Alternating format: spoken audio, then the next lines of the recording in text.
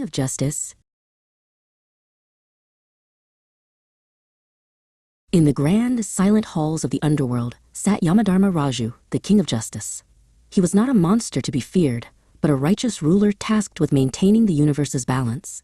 Beside his throne stood his faithful record-keeper, Chitragupta, who held the great book of deeds. "My lord," Chitragupta announced, his voice echoing in the vast chamber, "the time has come for a man named Vikram."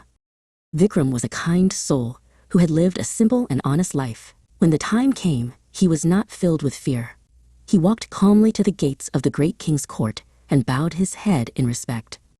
Yamadharma Raju looked down from his throne, his gaze not angry or cruel, but steady and immensely wise. He saw the life Vikram had lived, reflected in the man's calm spirit. Chitragupta read aloud from the great book, listing Vikram's many good deeds, the hungry he had fed, the truths he had spoken, and the kindness he had shown. A rare, gentle smile touched Yamadharma Raju's lips. "You have lived a life of dharma, Vikram," the king's voice boomed. "Your journey is not over."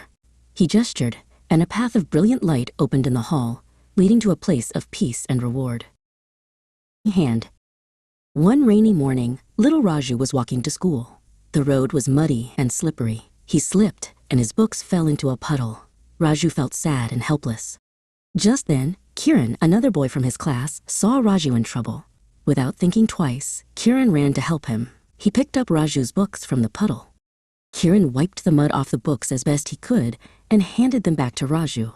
Then, he opened his big, bright yellow umbrella and held it over both of them.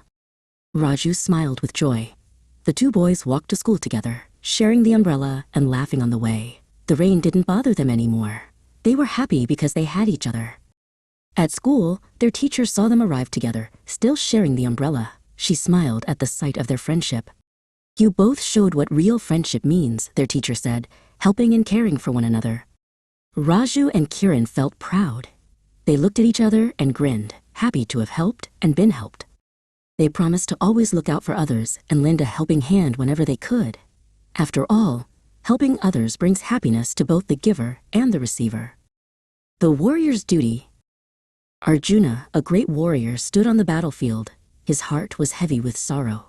He saw his own family and teachers on the other side. "How can I fight them, Krishna?" he asked his dear friend. "My hands tremble, and my mind is confused." Krishna smiled gently. "Arjuna," he said, "do not be afraid. Your duty as a warrior is to fight for what is right. Do your duty without worrying about the results. That is the path to peace." Arjuna listened to his friend's wise words, and his heart found strength. He knew he had to do what was right. The strongest man and the flower. Bhima was the strongest of all the brothers.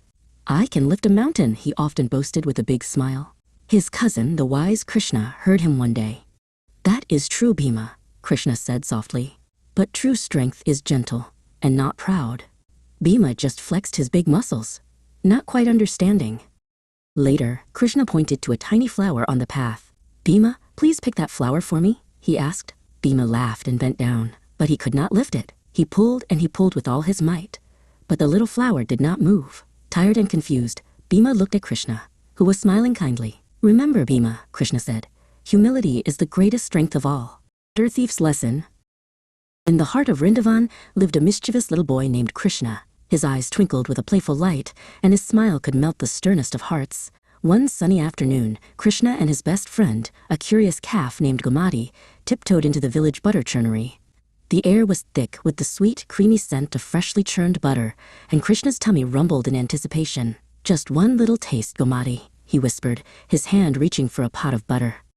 But just as his fingers touched the cool clay pot, a gentle hand landed on his shoulder. It was Yashoda, his mother. Her eyes, usually full of warmth, now held a hint of disappointment. "Krishna," she said softly, "is it right to take what isn't yours?" Krishna looked down, his cheeks flushing with shame. He hadn't thought about that. He just wanted the yummy butter. Seeing his remorse, Yashoda's expression softened. She explained that true happiness comes not from taking, but from giving.